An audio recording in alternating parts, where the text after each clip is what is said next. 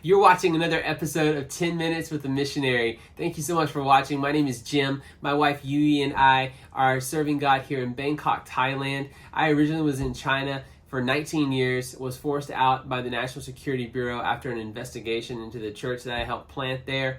And now my wife and I are pioneering a new work here in Bangkok as we continue to partner with our co-laborers, our workers on the ground in China, reaching the unreached here in Asia in the 1040 window. And we just got back from an English outreach tonight. The English outreach is going great. We've actually outgrown our space. And last week we were packed out, and this week we actually had to turn people away for the first time. And so I shared in a previous video, please pray with us about this need. We're believing God for a new space, our own space, not one that we have to just rent temporarily, but one that can be ours, a committed, dedicated space for ministry all throughout the week, 24/7, where we'll be able to do more events, more outreaches, and also be able to house our worship services on the weekends and prayer gatherings as well. So pray with us about that. Tonight, our topic that we talked about at our outreach, every week we have a different topic that we discuss and kind of build the night around, was culture shock. A lot of the people there that we're talking to, a lot of Chinese, some other people from different countries, we've all experienced culture shock being in a new area, new country, new language, new customs, and so we talked about that and just the experiences we've had during those times of acclimation to a new culture. And it made me just think about my time moving to China when I first arrived in China, how crazy it was and how different it was from America, because I never even went to China on a short-term trip before I moved there. I said, okay, God's calling me, like I'm doing this, and I didn't see the point of spending, $3,000 on a 1 or 2 week trip when I could put that money towards my setup expenses and going and moving there. And so I remember being so difficult. I remember, not having hot water. I remember my shower being over my toilet, and the toilet was not like a toilet you think of in America. It's just a hole in the ground. And so, yeah, if you can imagine that, you're showering and your toilet's right there. And anyways, won't go into detail about that. But I remember just the food. My stomach had culture shock, I think, for like the first 8 months, because I could not get used to the food, because the food is nothing like Panda Express, okay? Nothing like Chinese food in the States. And I didn't even know China had like different types of Chinese food. Most of the Chinese food you get in America, if it could be compared to any region's Chinese food, would I guess be closely compared to Fujian or to Guangdong.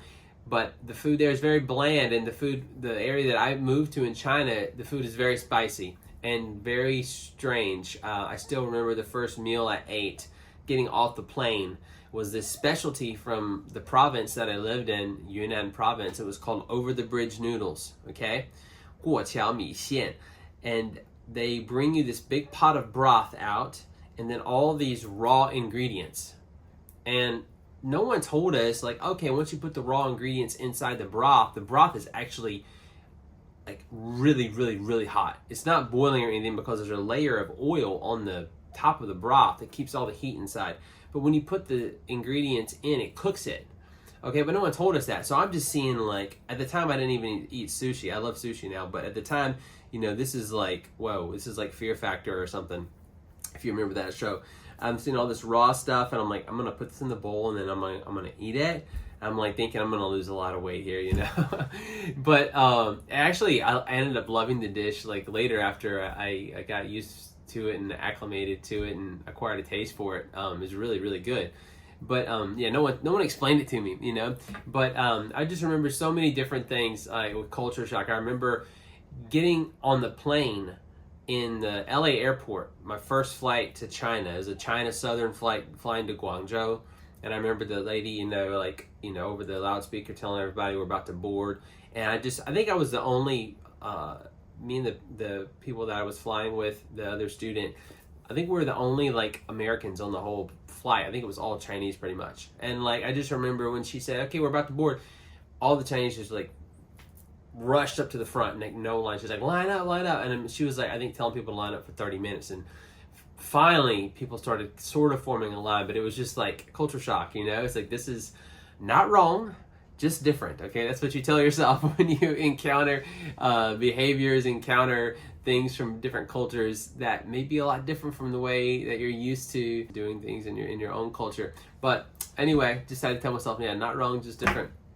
And I remember that. I remember, trying to get on a bus and, 85-year-old grandmas, like, elbowing me in the ribs, like, to get on ahead of me, and, like, no line, just people pushing and no personal space at all. That was another thing. It was like, okay, that does not exist.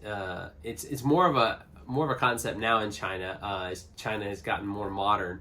But in the small town I was in, I mean, there was no personal space. People would come into your apartment that you would invite over into your dorm just to hang out, and they would literally just walk in and start opening up your drawers, like looking through your stuff. And it's like, are you for real? Like, yeah, I culture shock, okay? So many different things. I can remember at that time, and still in mainland China, homosexuality is seen as taboo, and not there are homosexuals there, but they're not allowed to be open, really. And so I remember seeing guys walking down the hills from the school and down the streets, like with their arms around each other, sometimes even holding hands. And I'm like, okay, I guess these guys are gay, but then my friends are like, oh no, they're just like, good friends. And I'm like, okay. And then seeing girls do the same thing, holding hands, all the time, and like thinking, okay, I guess they're, lesbian, but they weren't. They're just good friends. And culture shock. So many different things.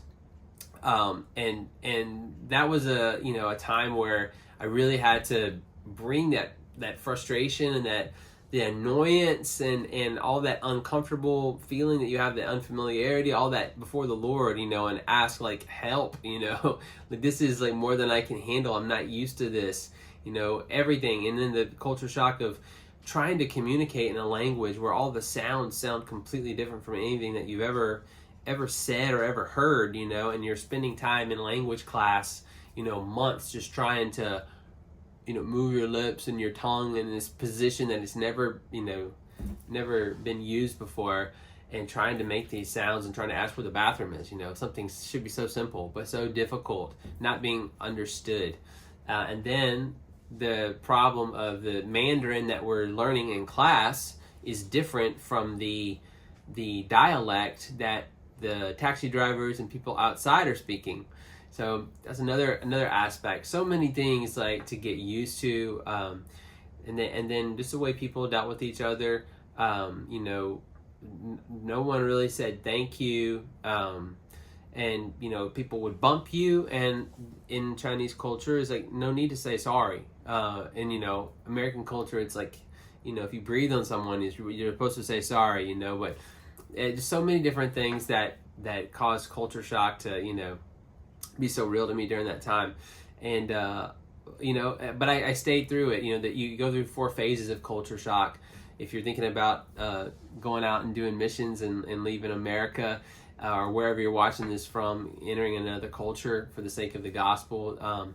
You're going to have culture shock. And there's 4 phases. The first phase is the honeymoon phase, where you're just thinking everything is awesome, it's like the Lego movie, and you just think that, wow, everything is so cool, the people are so cute, and you're just in love with everything. And then you move from that into like the annoyance phase, where everything is like so frustrating and annoying and unfamiliar, and you are just so uncomfortable most of the time.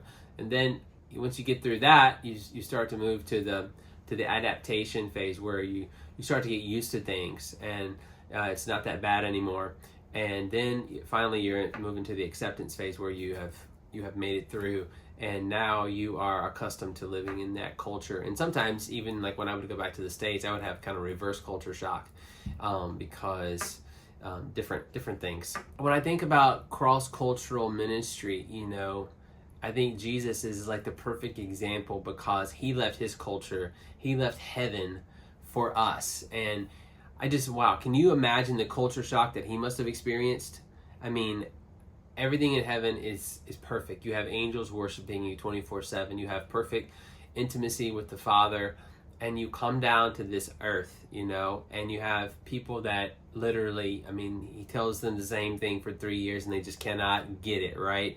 The disciples, are so slow sometimes, and there's all of these frustrations and annoyances that Jesus must have experienced as well, because he's in a different culture, and he is our incarnational model. He left heaven and came and set up shop, in our neighborhood. I love the Eugene Peterson paraphrase of how the Word became flesh and dwelt among us, and that idea of he left what he was comfortable with in order to come to save us, and now he calls us to do the same thing. He calls us to leave our comfort zone for the sake of those who are far from him, for the sake of those who don't know, just like with us. I love the quote, by Andy Stanley, is Jesus wasn't content with being right. He was committed to being heard. And him leaving his home in heaven was part of that commitment to be heard. He was right. God was right, God could have been in heaven and, didn't need to save us. But because he loved us so much, he sent his son, and Jesus came because he loved us so much, and he wanted to reach us where we were. And so he entered our culture. He entered our way of life in order to bring the gospel to us. And now, as his representatives, we get that same privilege to go in Jesus' name and to take the gospel to those that are far from God, that are unreached. And I love that picture of the gospel and that picture of missions. And that's really what the church is all about. We're called to wherever we're at in the world, we're called to enter into the world, not to become of the world, but to be able to transform the world, to be able to be infused and filled with the power of the Holy Spirit. And through that power, be able to bring about a change, be able to bring about transformation in the culture, in the society, wherever we do life or wherever God has called us to. And so that's our privilege being here. Thank you once again so much for watching tonight. I hope you have a great day wherever you are in the world. Please reach out by email, jim@hopeoverasia.org. If this is blessing you at all, please leave a comment, like, subscribe, and share with someone who might be interested. Thank you so much. God bless.